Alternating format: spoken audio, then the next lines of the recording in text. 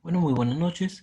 Soy José Daniel Aliaga, estudiante de medicina, y el día de hoy vamos a tocar un poco acerca del tema de señalización.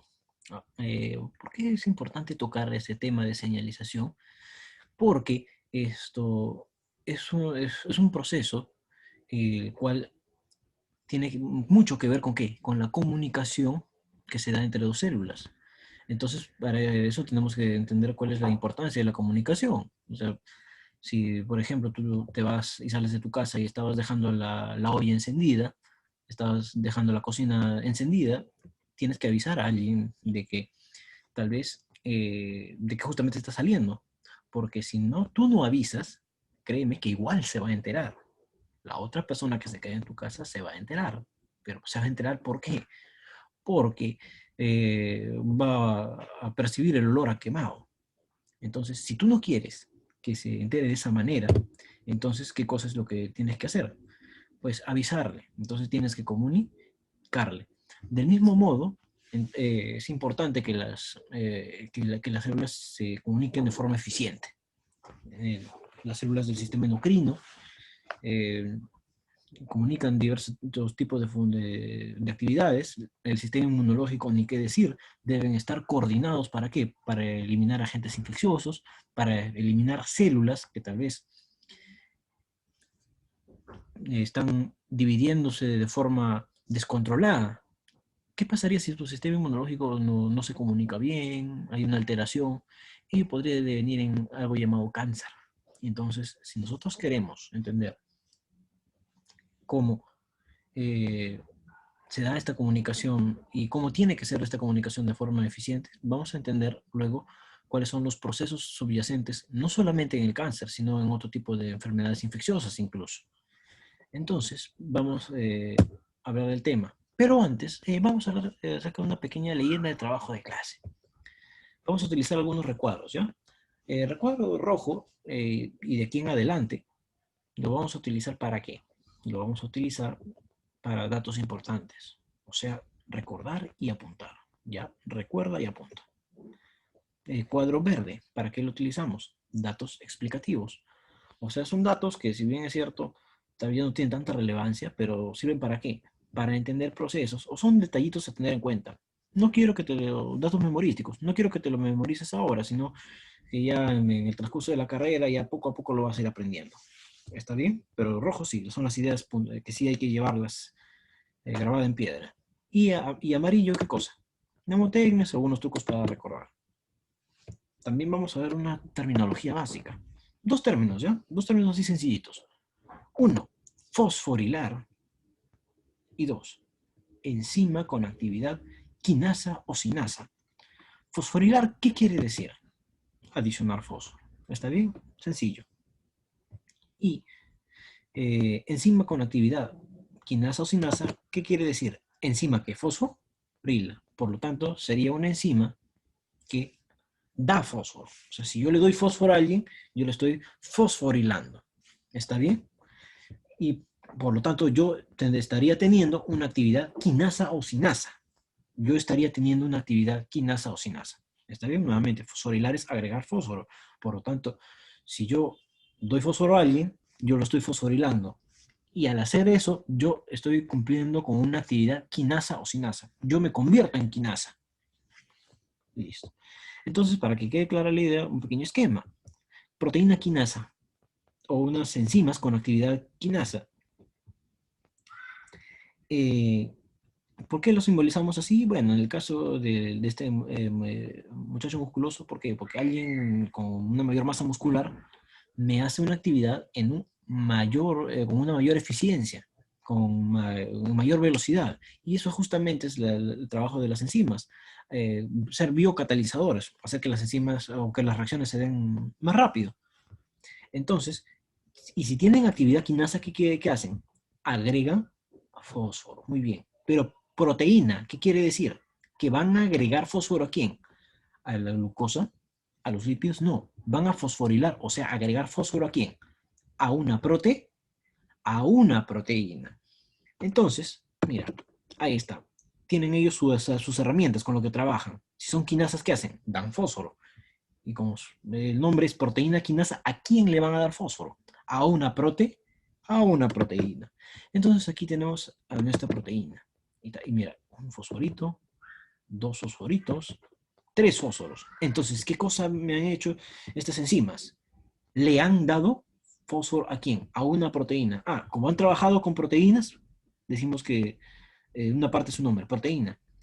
¿Y qué cosa le han hecho? Le han dado fósforo, le han fosforilado. Por lo tanto, ¿qué actividad están cumpliendo? Con actividad aquí, quinasa. Muy bien, están cumpliendo con actividad quinasa. Espero que se haya entendido esta parte, si no, bueno, retrocedes el video y ya lo ves con más calma. Seguimos avanzando. Entonces, para entender todavía señalización, hay que ver dos ejemplitos, ¿ya? Un ejemplo de comunicación, o sea, de cómo se da la comunicación, y dos, encendiendo un foquito. ¿Qué tienen que ver? Vas a ver, ¿ah? Comunicarse tiene mucho más que ver con encender un foco que lo que uno puede pensar. Entonces tenemos aquí a nuestro estudiante de medicina, lo vemos aquí todo cansado, ojeroso, toda la noche, la bendita noche, ha estado haciendo está estudiando acerca de señalización para hacer su clase y subirla a YouTube. Entonces, como estamos en plena pandemia, hoy 16 de septiembre del año 2020, entonces muy responsable él está usando su mascarilla. Y a lo lejos, ¿a quién ve? A una chica, una señorita que mira, lo ha visto y se ha emocionado. Pero ante esta emoción, ¿qué cosa crees lo que le va a decir él? Bueno, dentro de sus conciencias quedará algún piropo para salir más tarde, no creo. ¿Ah? Vamos a ver qué cosa le dice. Usa tu mascarilla. Oye, puedes contagiar. Entonces, el abuelito, la abuelita, todavía lo queremos más tiempo en el más acá y todavía no en el más allá. Entonces, le dice, usa tu mascarilla. ¿Eso qué cosa ha hecho él? Funciona como estímulo. Él le está estimulando a ella, ¿para qué? Para que use su mascarilla. Ahora, dentro de ella, ¿qué cosa sucede? Sucede un proceso. ¿Está bien? Él la estimula y dentro de ella ocurre un proceso. Ahora, ¿cuál es ese proceso? A ver, ella primero, ¿qué hace con el mensaje? Lo recibe. Dos, ella lo entiende, de su cerebro, ella lo entiende. Y tres, bueno, toma conciencia y dice, oye, no, tiene razón, debo usar mi mascarilla, tengo que cuidarme. Realiza una respuesta. ¿Cuál es esa respuesta? Se compra la mascarilla y la usa. Entonces, ¿cuál es la respuesta? Se pone la mascarilla. Muy bien. Ahí está, muy bien. Y la felicitamos. Entonces, entre el estímulo y la respuesta te das cuenta que hubo un proceso, o sea, hubo algo al medio. No fue de inmediato. ¿Está bien? No fue de inmediato. Ahora, esto de aquí guarda mucha similitud con lo siguiente, con encender un foquito. ¿Por qué? Para encender un foco, ¿de qué cosa quiero? ¿De qué necesito? De corriente eléctrica. O sea, necesito que haya electrones moviéndose por acá. ¿Y cómo hacen los electrones para llegar hasta este punto? Ah, necesito algo, una especie de una onda, este, un elástico que me impulse a los electrones. ¿Y esa estructura cómo se llama? Batería. La batería me va a movilizar a los electrones ¿hacia dónde? Hacia este bombillo, hacia este foco. Pero no puede hacerlo en este caso, ¿por qué? Porque si te das cuenta, el circuito está abierto. ¿Qué cosa? Hay que cerrarlo. Si tú lo cierras, se va a dar la magia. ¿Quieres ver cómo? Vamos a ver. Entonces, en este caso, también hay un estímulo. Y mira, ve, el estímulo que es el dedo, presionó el interruptor y se cerró el circuito. ¿Y ahora qué pasa? ¿Qué pasa? Como decíamos, salen los electrones. Corren los electrones y ¿a dónde llegan? Al foquito. ¿Y qué sucede? Se da la respuesta. Ahí está, se prendió la bombilla, el foquito. Entonces te das cuenta que encender un foco tiene que ver con comunicación. Aquí hubo un estímulo y hubo una respuesta. Y en la parte media hubo un proceso. En este caso, segundo caso, lo mismo. Hubo un estímulo, que es el dedo, hubo una respuesta y en la parte del medio hubo un proceso. ¿Qué pasó? Ahí está, proceso. Uno, primero, ahí está, encendí el interruptor. Dos, ¿qué cosa generé cuando yo lo encendí? Que los electrones empiecen a correr. Y esa carrera de electrones, ¿cómo se le llama? Ese movimiento. corriente eléctrica. Entonces, debido a ese proceso llamado corriente eléctrica, ¿qué sucedió? Se ha generado una respuesta, que es que el foquito se haya encendido. ¿Está bien? Hay un proceso en la parte del medio. Entonces, eso es lo que quiero que quede claro. Ahora vamos bien entonces la parte de lo que es comunicación celular. En comunicación celular, entonces, así como había un emisor y un receptor en el caso de los humanos, también hay una célula, vamos a decir la emisora, y una célula receptora.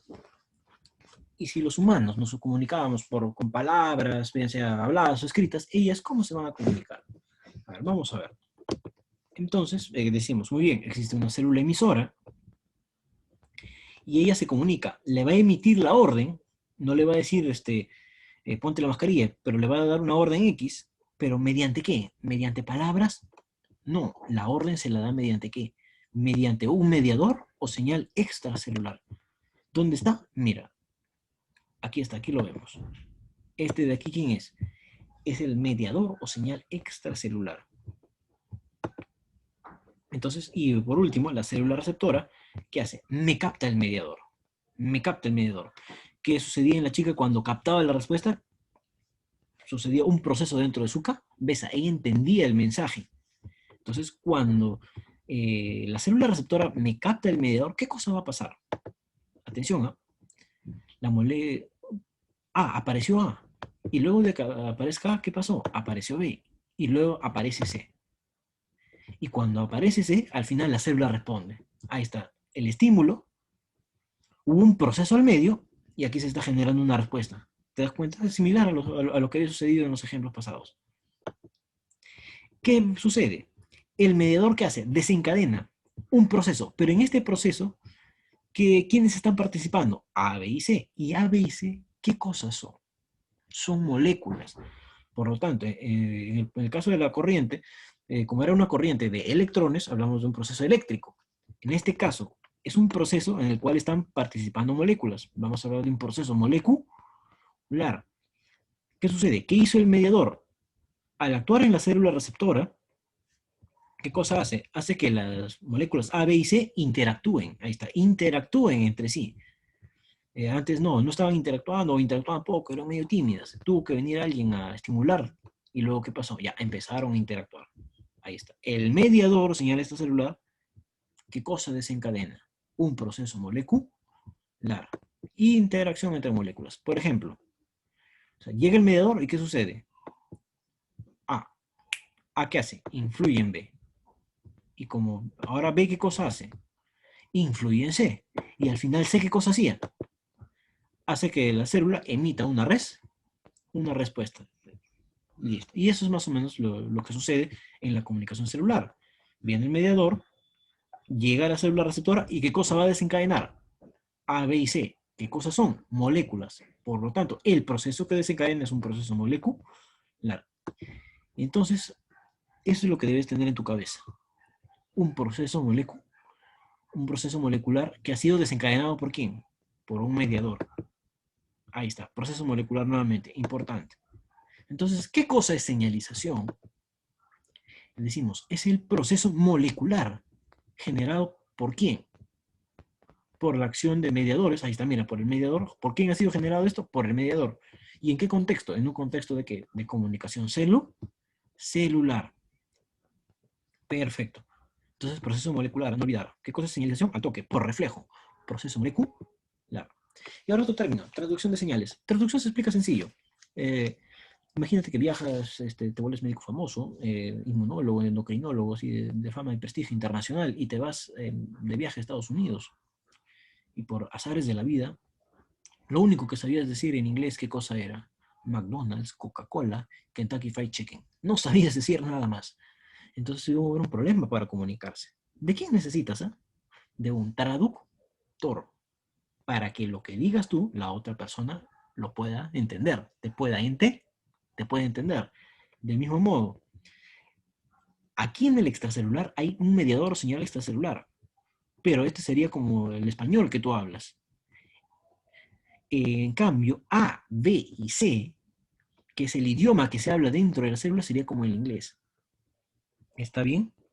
Entonces, necesitamos que se convierta, para que la célula dé la respuesta, se necesita de un lenguaje intracelular. Por lo tanto, necesitamos de un proceso que convierta el mensaje extracelular en un mensaje intracelular. Ese proceso, ¿cómo se llama? Transducción. ¿Está bien? Acuérdate del traductor. Entonces, ¿qué cosa es transducción de señales? Transformación de la señal extracelular en señales intracelulares. Ahí está, mira, triangulito, ¿en qué se transformó? En A. Ya luego A desencadena la acción de B y C. Entonces, nuevamente, mira, ahí está. Triángulo, señal extracelular. Cuando se transducen, ¿qué cosas se van a convertir? En señales intracelulares. Ahora, pregunta del millón. ¿Quién es el responsable de hacer esto, esa transducción? ¿Ah? Lo hace una parte de la célula, que llamada como el receptor. El receptor. Y es por eso que a continuación, si nosotros queremos entender cómo es que se comunican las células, tenemos que ver quién hace este intercambio de mensajes. Por lo tanto, tenemos que entender un poquito más a profundidad quién, a los receptores. Entonces vamos a ver a los receptores, ¿ya? Tenemos aquí, vamos a ver primero la estructura de los receptores. Tenemos tipos. Hetero-oligoméricos, parece palabra complicada, ya no quiero estudiar señalización, me pongo a estudiar otra cosa. No, tranquilo. Es sencillo. Hetero, diferente. Oligo, poco, poca cantidad. Mero, unidad.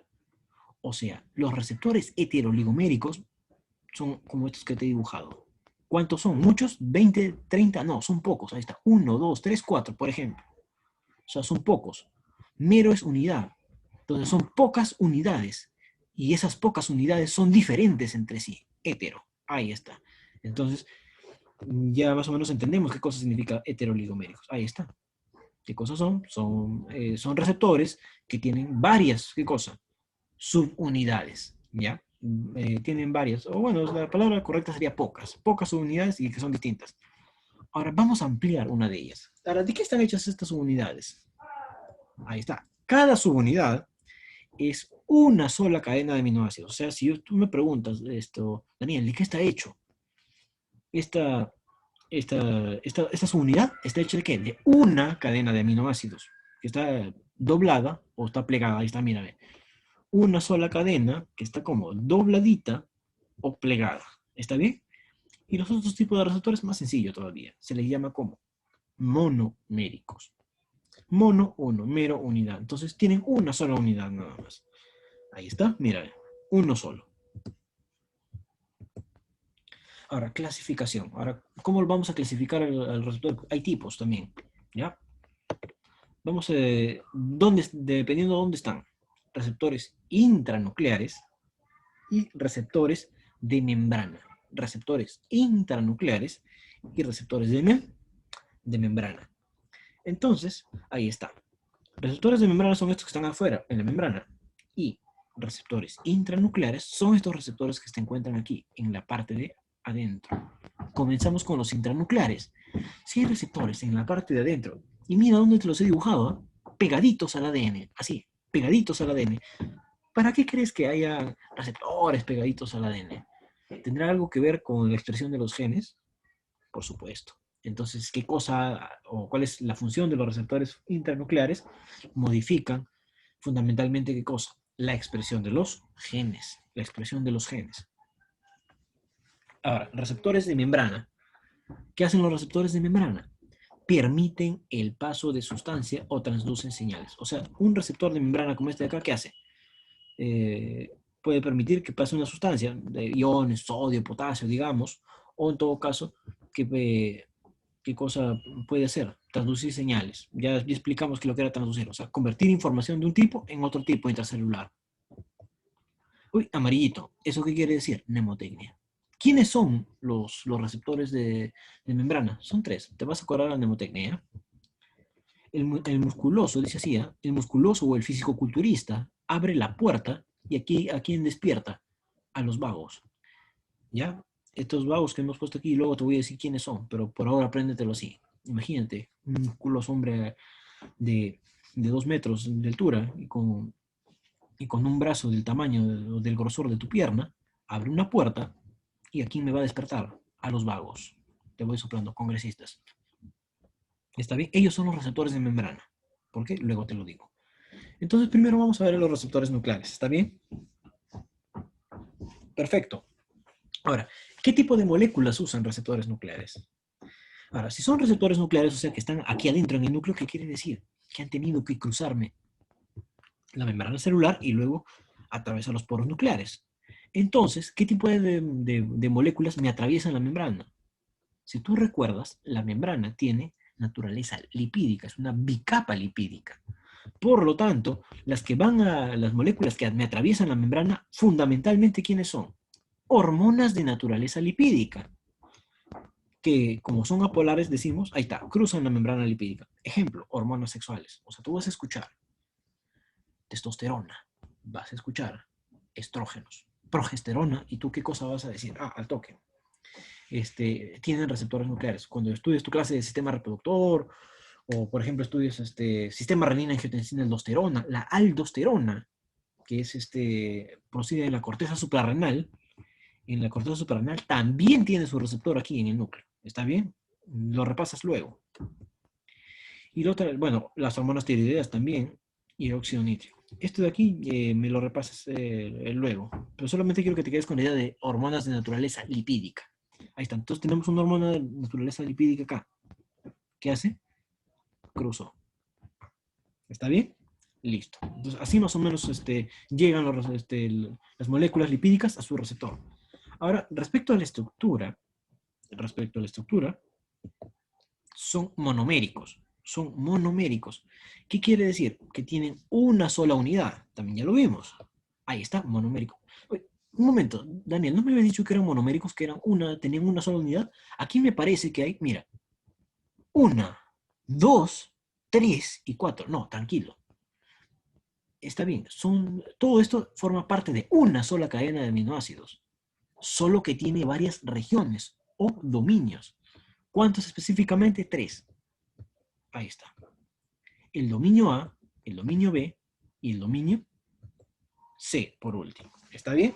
Listo, ¿eh? No te vayas a confundir. Todo esto de acá es una sola cadena de aminoácidos. Todo es uno, pero tiene varias regiones. Como que tengo una pita y le hago un cordón y le hago nudos. Entonces, todo forma parte del mismo cordón, sino que tiene varias regiones diferentes. Ahí está, A, B y C. Ahora, ¿para qué funciona cada uno? Vamos a ver. La región A se le llama así, dominio de unión al ligando. ¿Qué cosa es ligando? Ligando es una molécula, la molécula que se une al receptor. ¿Te acuerdas del mediador que te había dicho? Ya, ese sería un ligando. Sería un ligando. Entonces, el ligando, ¿a dónde se une? Al dominio de unión al ligando. Aquí, a A. Luego, la región B, ¿cómo se le llama? Es una región es una zona que tiene propiedades reguladoras. O sea, me va a regular las funciones que se están dando aquí en el receptor. Y por último, C, dominio de unión al ADN. ¿Está bien? Entonces, ahí está, date cuenta, mira, sé qué cosa está haciendo. Que el receptor se une a quién? Al ADN. Si nos damos cuenta, sé qué cosa tiene. Unos deditos, ¿no? Mira, unos deditos. ¿Y esos cómo se llama? Los dedos de zinc. ¿Qué cosas son los dedos de zinc? Ahí está. Mira, los dedos de zinc. Los dedos de zinc, como su mismo nombre lo dice, son regiones ricas en qué? En zinc. ¿Y que van a servir para qué? Para la unión de qué? Del receptor al ADN. O sea, a mí me pregunto, ¿cómo se llama la región que me une el receptor nuclear al ADN? ¿Qué me respondes? Dominio de unión al ADN. Pero, si tú me preguntas, en específico, ¿qué parte? Ah, los dedos de zinc. ¿Está bien? No olvidar, por favor, a los dedos de zinc. ¿Que sirven para qué? Para unir al ADN. Listo. Entonces, los receptores nucleares que decimos son monoméricos. O sea, todo esto es una sola unidad. Pero, tienen que formar ¿qué cosa? Dímeros para realizar su función. ¿Qué quiere decir eso? Es como yo te digo, para tú tener un individuo, requieres de qué? De una sola persona. ¿Está bien? Por ejemplo, un hombre, una mujer, cada uno es un individuo y cumple sus funciones por sí mismo. No necesita de nadie más. Tú para comer no necesitas que haya alguien más. Tú puedes alimentarte solo. Pero para trabajar por ejemplo, si yo te digo para reproducirse, ahí sí necesitas a otra persona. Nada que soy hombre o mujer soltera empoderada. No. Necesitas necesariamente de qué? Del gameto del sexo opuesto. Artificial, no importa, pero necesitas el gameto. Entonces, eh, porque tú no eres qué cosa, tú no eres bacteria, tú no haces fisión binaria. Recuerda, tú no haces eso. Necesariamente somos seres de reproducción sexual. Entonces, para hacer esa función, si bien es cierto, somos un individuo, una sola persona, pero para hacer la función de reproducirnos, ¿de qué necesitamos? De dos personas. Igual, el receptor para poder existir existe como monómero, pero para poder trabajar, para realizar su función, necesitan de uno más, necesitan asociarse de a dos, o sea, trabajar como dímeros. Ahí está. Entonces, ¿cómo funciona? ¿Cómo trabaja el receptor? ¿Cuál es la acción del receptor? Uno, mira, unión del ligando al receptor, ya te expliqué cómo llega. Dos, que te dije, trabajan como dímeros, muy bien, ¿eso cómo se llama ese proceso? Dimerización del receptor. Tres, ¿para qué al final decíamos que llegan estas moléculas al núcleo? ¿Para qué? Para modificar la expresión de genes. Y así como dímeros que cumplen su trabajo. ¿Cuál? Modificar la expresión de genes. Le das una revisada a esta parte, por favor, y sobre todo no olvidar esta parte de los deditos de zinc, ¿ya? Y que las moléculas que llegan al núcleo, grabado en piedra, son lipídicas. Y ya, por último, para acabar con esta entrega del día de hoy, vamos a hablar acerca de los receptores de membrana. Ahí te acuerdas tu mnemotecnia muy bien. Ahí está. Los tres recuadros amarillos. El físico culturista. La puerta y quién más. Los siete vagos. El físico culturista, ya te lo dije, que alguien con más masa muscular hace más rápido algo físico que alguien que no entrena.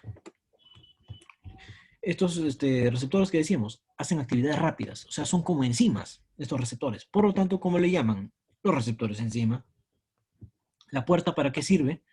Una puerta permite el ingreso y salida de sustancias. Por lo tanto, ¿cómo se le llama eso? Los receptores canal.